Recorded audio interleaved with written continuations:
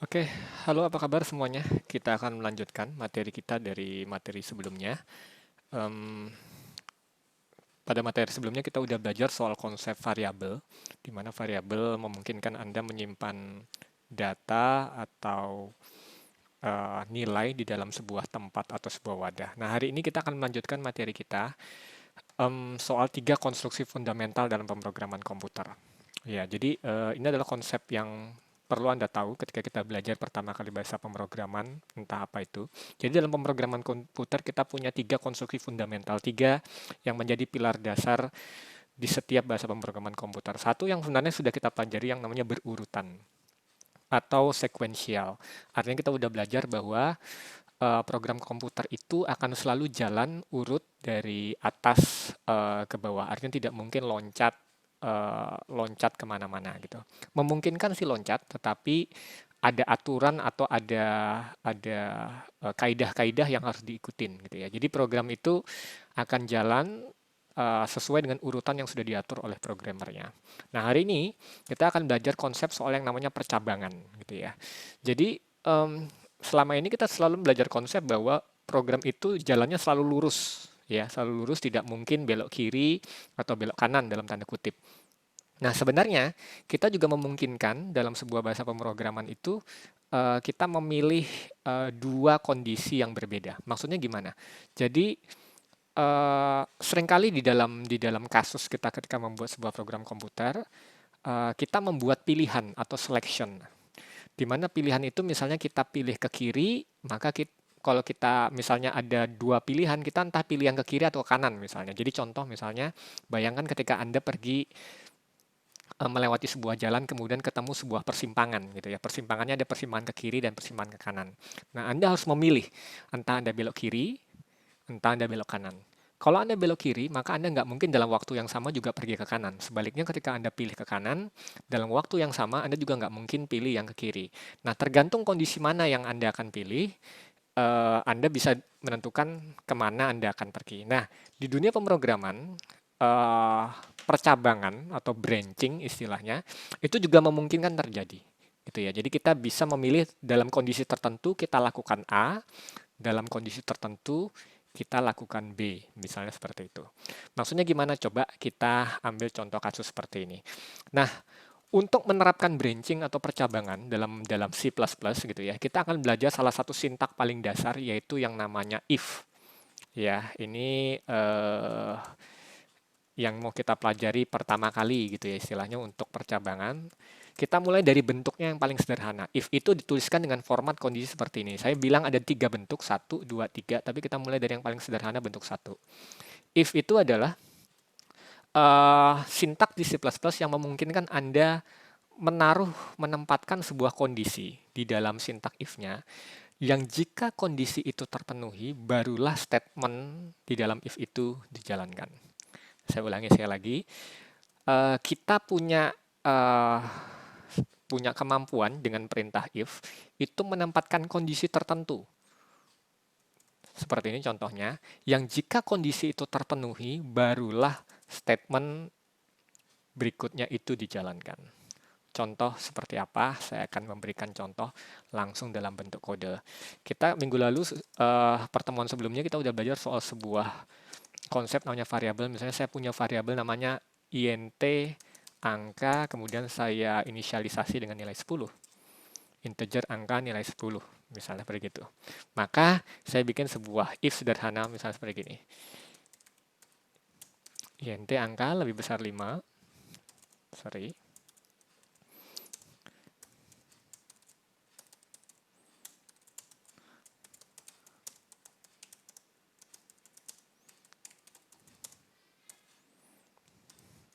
Oke, ini sebuah contoh if yang sederhana sekali, gitu ya. Saya punya sebuah variabel di baris 5 yang namanya sebuah variabel angka dan nilainya saya isi dengan nilai 10. Nah, kemudian saya membuat sebuah perintah if di baris 7 dan baris 8. Ini adalah sebuah kesatuan perintah if. Bisa saja sebenarnya ditulis seperti ini. Oke, Anda luruskan seperti ini karena sebenarnya perintah if di sini nyambung sampai ke tanda titik koma seperti ini. Ya, kita masih ingat bahwa tanda titik koma itu artinya akhir dari sebuah statement atau perintah di C++. Artinya kalau ini nggak ada titik koma, ini sebenarnya satu kesatuan perintah. Tapi biasanya untuk memudahkan pembacaan, kita biasanya memisahnya menjadi dua baris supaya ada perbedaan antara kondisi dengan statement yang ingin dijalankan. Nah, di sini saya bilang kayak gini, if angka lebih besar 5, gitu ya, baca seperti itu, maka saya akan menampilkan ke layar dengan perintah stdcout, tulisan atau teks atau ya tampil ke layar angka lebih besar daripada 5. Oke, artinya apa? Artinya jika kondisi ini terpenuhi, yang saya blok ini yang kita sebut sebagai kondisi gitu ya. Hanya jika kondisi itu terpenuhi, angka lebih besar 5, barulah perintah di baris 8 itu dijalankan. Oke, kalau kondisi ini tidak terpenuhi, maka baris 8 tidak akan dijalankan. Jadi kira-kira artinya jika, if, angka lebih besar 5, maka baris 8 stdcout angka lebih besar dari 5 baru dijalankan. Seharusnya ini jalan karena seperti yang kita ketahui di baris 5 angkanya sudah saya isi dengan 10 dan 10 lebih besar daripada 5. Kita coba jalankan ya. Saya coba compile. Kemudian saya tes dulu misalnya. Saya kasih nama filenya misalnya coba if.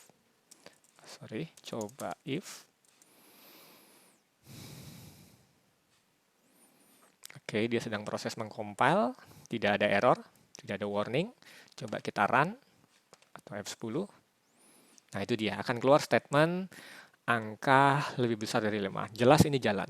Nah, untuk memastikan if-nya jalan, coba kita ubah kondisinya. Misalnya variabel angka ini saya ganti misalnya dengan 4. Seperti itu. Nah, kalau Anda perhatikan bahwa sekarang kondisinya menjadi tidak terpenuhi. Angkanya saya isi dengan 4, kemudian kalau kita baca, if jika angka lebih besar 4, berapa isi angkanya? Angka lebih besar daripada 5. Angkanya saya isi dengan 4, berarti apakah 4 lebih besar dari 5? Jawabannya tidak. Maka kalau kondisinya seperti ini, yang terjadi teman-teman adalah, maka perintah di bawahnya tidak akan dijalankan. Jadi perintah if hanya akan jalan, baris 8-nya hanya jalan jika kondisi yang dinyatakan di baris ke-7 ini terpenuhi atau benar. Kalau kondisinya tidak terpenuhi, apakah 4 lebih besar dari 5? Jawabannya tidak, maka perintah baris 8 tidak akan dijalankan. Jadi, sesimpel itu aja sebenarnya. Kalau saya jalankan, maka tidak keluar output apa-apa. Kalimat angka lebih besar daripada 5 tidak keluar. Karena apa? Karena kondisi di baris 7, 4 lebih besar daripada 5, tidak terpenuhi. Oke, jadi itu adalah contoh sebuah perintah if gitu ya. Jadi simple saja, if itu memungkinkan kita memilih dengan syarat kondisi tertentu, saya bisa menentukan apakah sebuah perintah dijalankan apa tidak dengan menempatkan sebuah kondisi. Kalau kondisinya terpenuhi, barulah perintah itu jalan. Kalau tidak, perintahnya tidak akan dijalankan. Itu bentuk pertama, yang paling sederhana dari if. Kita balik ke catatan kita. Nah, ada yang bentuk kedua yang kita sebut sebagai perintah if else gitu ya. Jadi if bisa disambung dengan perintah yang namanya else. Else kurang lebih kira-kira artinya selain itu. Jadi artinya apa? Kalau Anda perhatikan di sini, jika saya punya kondisi tertentu dan terpenuhi, maka statement yang baris ini dari baris 18 sampai 21, maka baris 19 ini akan dijalankan. Sebaliknya, jika perintah itu tidak terpenuhi, jika kondisi di sini tidak terpenuhi, maka secara otomatis C++ akan loncat ke bagian else-nya, yaitu menjalankan statement jika kondisi tidak terpenuhi. Jadi berbeda dengan bentuk pertama. Bentuk pertama hanya bisa menghandle jika kondisinya terpenuhi. Sedangkan bentuk kedua, if dan else gitu ya, if else gitu ya, itu memungkinkan Anda menghandle dua kondisi. Jika terpenuhi, melakukan apa? Jika tidak terpenuhi, melakukan apa? Kira-kira seperti itu. Mari kita coba. Jadi misalnya sekarang ini saya tutup. Ini saya tutup sebagai tanda catatan kita. Kemudian saya bikin sebuah atau saya tutup dari atas ini saja. Saya bikin sebuah contoh lagi. Ini contoh yang kita yang pertama. Saya bikin sebuah contoh lagi, misalnya int nilai. Misalnya, saya punya sebuah variabel namanya nilai, saya isi dengan angka 80. Oke, saya punya sebuah if lagi, misalnya nilai lebih besar sama dengan 65. Jika nilainya lebih besar sama dengan 65, sebuah variabel, maka saya ingin menampilkan sesuatu ke layar, tulisan dengan tulisan misalnya Anda lulus. Seperti itu ya. Jadi kalau sama dengan contoh kita sebelumnya, saya melakukan pengecekan di baris 14, jika nilainya lebih besar sama dengan 65, maka akan tampil tulisan Anda lulus. Sebaliknya, saya coba gunakan perintah else, maka stdc out Anda tidak lulus. Oke, kalau Anda perhatikan di sini, ini mirip sekali dengan bentuk kedua kita. Betul ya? Sorry. Saya geser ini sedikit. Nah, seperti itu. Jadi, baris 14 sampai baris 17 itu mirip dengan bentuk ada if dan else, ini statementnya. Oke, jadi kalau Anda perhatikan, dengan kondisi seperti ini, artinya saya bisa menghandle dua kondisi. Jika nilainya lebih besar sama dengan 65, maka akan muncul tulisan Anda lulus di layar. Sebaliknya, jika kondisi ini tidak terpenuhi, artinya jika nilainya tidak lebih besar sama dengan 65, maka secara otomatis C++ tidak akan menjalankan perintah yang di sini, tetapi akan menjalankan perintah yang ada di baris 17 di bagian else-nya. Oke, mari kita coba. Saya jalankan, saya compile dan run langsung. Ya, muncul tulisan di layar Anda lulus. Kenapa seperti itu? Ya, karena nilainya 80 dan 80 lebih besar sama dengan 65 sehingga kondisinya terpenuhi. Kalau misalnya program ini saya ubah sedikit, misalnya saya ubah menjadi misalnya nilainya di 20, maka kalau saya compile dan run, maka akan muncul tulisan ke layar Anda tidak lulus. Mengapa muncul Anda tidak lulus? Karena kondisi di baris 14 tidak terpenuhi. 20 tidak lebih besar sama dengan 65 sehingga akan langsung loncat ke bagian else-nya. Oke, teman-teman, sampai di sini kita udah belajar dua bentuk daripada if. Bentuk pertama saya sebut sebagai bentuk kedua ya if, kemudian if saja, kemudian if dan else. Nah, kalau teman-teman cukup jeli, kita perhatikan bahwa kedua contoh ini, gitu ya, perintah bentuk satu itu hanya bisa menghandle satu kondisi. Sedangkan bentuk kedua, seperti ini, if dan else, juga hanya bisa menghandle dua kondisi. Misalnya, terpenuhi lakukan apa, tidak terpenuhi lakukan apa.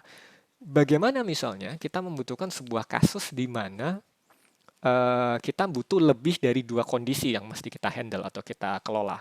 Contohnya, masih dengan contoh yang sama, saya kepingin seperti ini. Misalnya, kalau nilainya lebih besar sama dengan 65, akan muncul tulisan Anda lulus. Sementara kalau misalnya nilainya lebih besar daripada 55, jadi ada dua kondisi, kalau lebih besar 65 lulus, kalau lebih besar daripada 55, akan muncul tulisan Anda remedi. Nah, kalau di bawah 55, itu baru Anda tidak lulus. Jadi, kalau Anda perhatikan, sekarang kita punya tiga kondisi. Di atas 65 lulus, di atas 55 remedi, di bawah 55 baru tidak lulus. Bagaimana kita menghandle ini? Maka perintah if else tidak bisa menghandle seperti itu.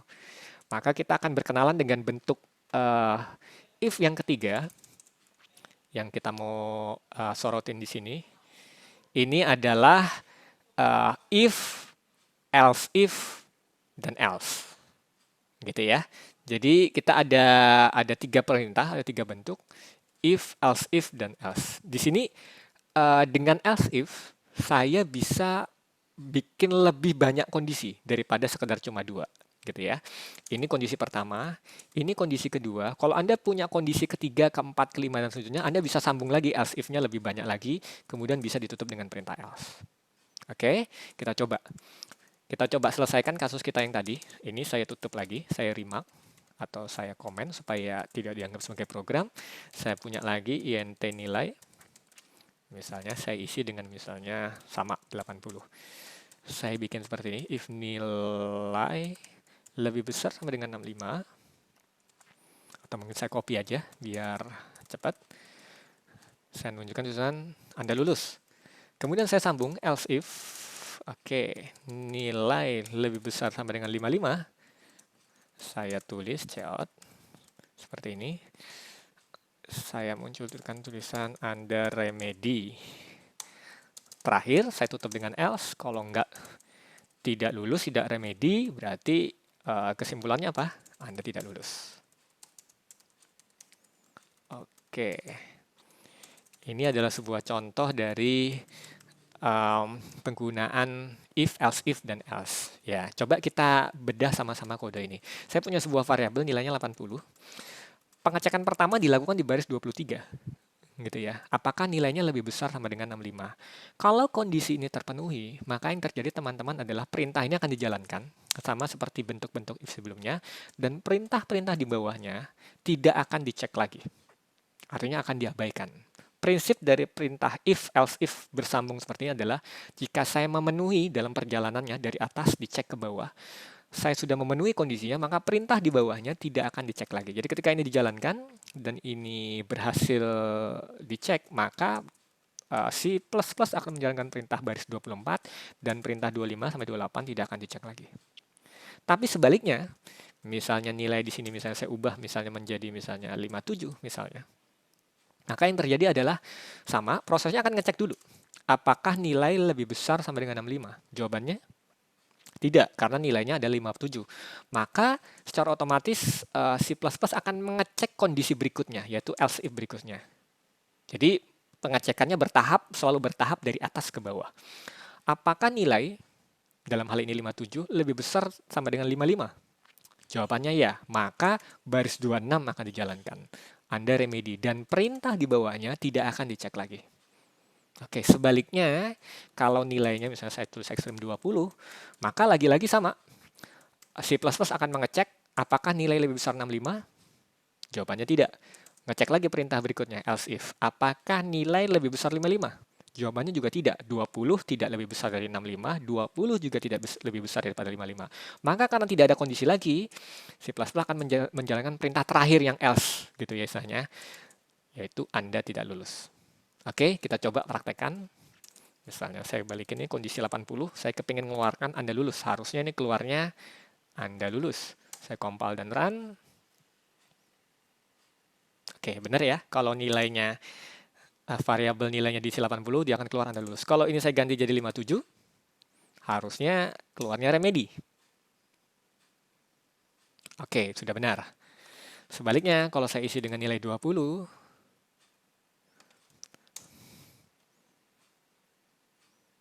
oke, Anda tidak lulus. Oke, saya rasa demikian penjelasan dari saya berkaitan dengan if. Saya menyarankan Anda untuk mencoba beberapa bentuk if ini supaya Anda lebih akrab dengan penggunaan if, karena if ini adalah sintaks sangat dasar dan akan selalu dipakai di dalam berbagai macam bahasa pemrograman. Anda harus paham betul konsep if, karena ini adalah konsep penting dalam pemrograman komputer. Oke, saya tutup dan kita akan lanjutkan dengan video berikutnya.